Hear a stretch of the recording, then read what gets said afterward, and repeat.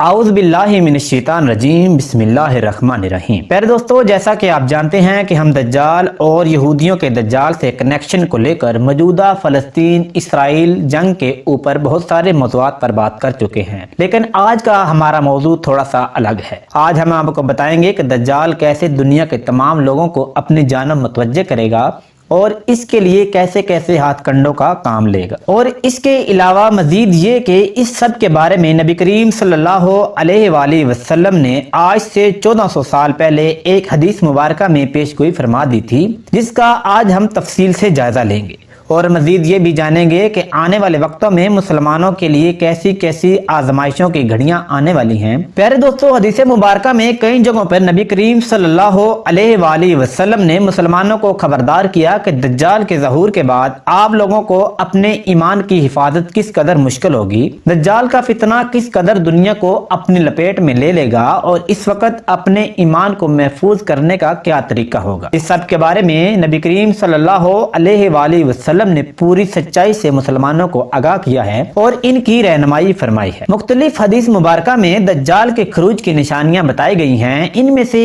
एक निशानी ये है कि जिसके मुताबिक दज्जाल के दुनिया में आने से 3 साल कबल भूख तंगदस्ती की सूरत हाल पैदा हो और अल्लाह तबारक व तआला के हुक्म से आसमान बारिश की 1/3 को रोक लेगा और जमीन पैदावार की 1/3 को रोक लेगी। इससे अगले साल आसमान अल्लाह तबारक व तआला के हुक्म से 2/3 बारिश को रोक लेगा और जमीन 2/3 पैदावार को रोक लेगी। और फिर इससे अगले साल इसी तरह आसमान को हुक्म होगा कि वो बारिश का एक कतरा भी ना बरसाए और इसी तरह जमीन को भी हुक्म होगा कि वो भी अपनी तमाम पैदावार को रोक ले, जिससे पूरी दुनिया में भूख का बहरान बर्पा हो जाएगा और इसी दौरान दज्जाल का ज़हूर होगा। इस हदीस के साथ साथ नबी करीम सल्लल्लाहु अलैहि वसल्लम ने यह भी इरशाद फरमाया कि जब दज्जाल आएगा तो उसके साथ रोटियों के पहाड़ होंगे और पानी का दरिया होगा और जो दज्जाल को तस्लीम करेगा और उसको सच्चा मानते हुए उसको अपना मसीहा और खुदा करार देगा, दज्जाल उस पे अपने रिज़्क के दरवाजे खोल देगा। और जो मुसलमान ऐसा नहीं करेगा वो भूखा प्यासा मरने पर मजबूर हो जाएगा। प्यारे दोस्तों, इसलिए हम समझ सकते हैं कि आने वाला वक्त कैसा होगा। पहले तो रोटी के पहाड़ और पानी के दरिया से क्या मुराद है ये हम आपको बताते हैं, क्योंकि बात समझना इस वक्त जरा मुश्किल होगा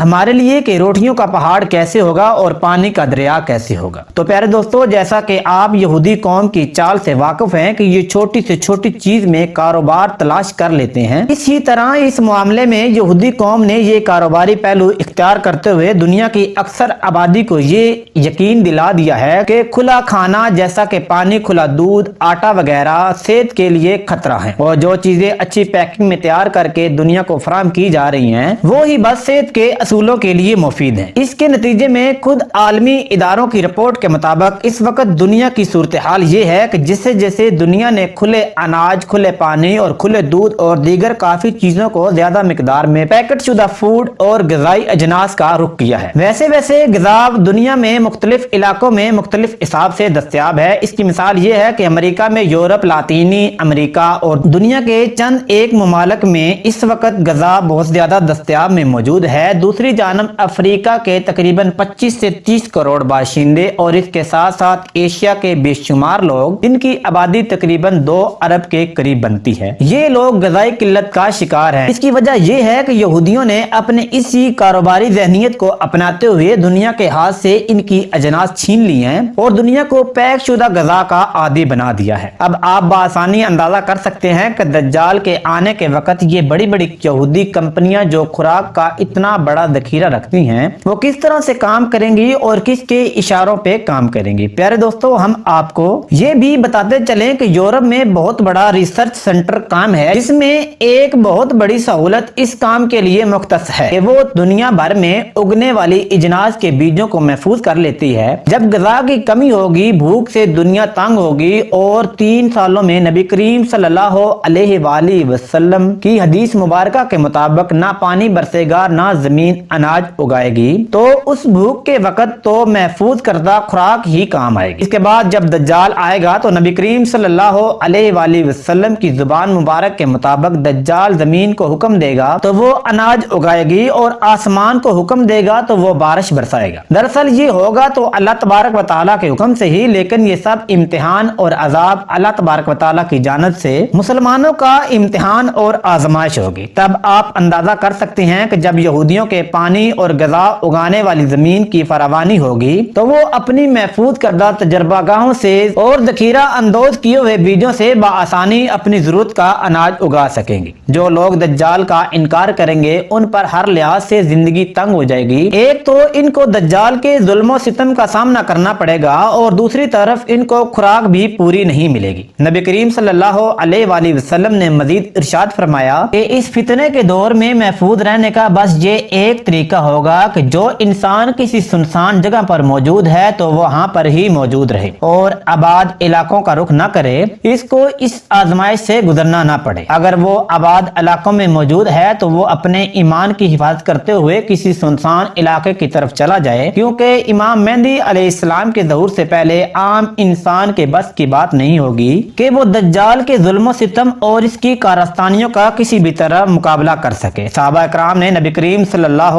علیہ وآلہ وسلم سے دریافت کیا کہ یا رسول اللہ صلی اللہ علیہ وآلہ وسلم، اس قحط، آزمائش اور آفت کے دور میں آخر مسلمان اپنا پیٹ کیسے بھریں گے؟ اس پر نبی کریم صلی اللہ علیہ وآلہ وسلم نے ارشاد فرمایا کہ جو مسلمان اپنے ایمان کو محفوظ رکھتے ہوئے دور دراز جگہوں پر چلے جائیں گے، وہ پانی پی کر لا الہ الا اللہ، اللہ اکبر، سبحان اللہ اور الحمدللہ کی تسبیح کریں گے تو یہ ہی تسبیح ان کے لیے غذا بن جائے گی اور ان کے جسموں کو بھوک کا احساس نہیں ہوگا۔ پیارے دوستو، ہم نے جو آپ کے سامنے منظرنامہ پیش کیا ہے، یہ منظرنامہ کوئی خیالی تصویر نہیں ہے، یہ حدیث مبارکہ کی پیش گوئیاں ہیں اور ہم نے وہ سب دکھایا ہے جو اس وقت دنیا میں چل رہا ہے کہ دنیا میں ایک جانب تو ایسے خطے موجود ہیں جہاں پر سالانہ لاکھوں ٹن کھانا ضائع کر دیا جاتا ہے، تو وہاں پر ہی دنیا میں ایسے خطے بھی موجود ہیں جہاں کے باشندے اس وقت بھی بھوک اور صاف پانی نہ ہونے کی وجہ سے آئے دن موت کے منہ میں جا رہے ہیں۔ یہودیوں کی یہ کاروباری ذہنیت دراصل دجال کو ہر طرح سے لوگوں پر حاوی کرنے کی سازش ہے۔ دجال کے پاس عجیب و غریب قسم کے جھوٹے معجزے بھی ہوں گے اور اس کے ساتھ ہی اس کا کنٹرول غذا اور پانی پر بھی ہوگا۔ اس سب سے آپ اندازہ کر سکتے ہیں کہ دجال کا انکار کرنے والے مخلص مسلمانوں کے لیے زندگی کس قدر مشکل ہوگی۔ پیارے دوستو، اس سب سے یہ بھی اندازہ ہوتا ہے کہ یہودی قوم دجال کے ظہور کی صرف دعائیں ہی نہیں مانگ رہی بلکہ عملی طور پر اس کا استقبال کرنے اور دنیا پہ اس کا کنٹرول دلانے کے بھی صدیوں سے محنت کر رہی ہے۔ یہ ان صدیوں کی محنت کا ہی نتیجہ ہے کہ اس وقت دنیا کے اکثر وسائل ان ہی کے قبضے میں ہیں اور وہ وسائل پر موجودہ اپنے قبضے کو دجال کے آنے پر اپنی مرضی سے استعمال کریں گے۔ اب آپ یہ بھی کہہ سکتے ہیں کہ یہودی قوم کس قدر دور کی سوچتی ہے اور کس طرح اپنے منصوبوں پر عمل درآمد کرتے ہوئے پوری دنیا کو اپنی منافقت اور مکاری سے بیوقوف بناتی ہیں۔ اللہ تبارک و تعالیٰ سے دعا ہے کہ اللہ تبارک و تعالیٰ ہمیں دجال کے اس فتنے سے دور رکھے اور اللہ تعالیٰ ہمیں اپنی حفاظت اور اپنی رحمت کے سائے میں ہمیشہ قائم و دائم رکھے۔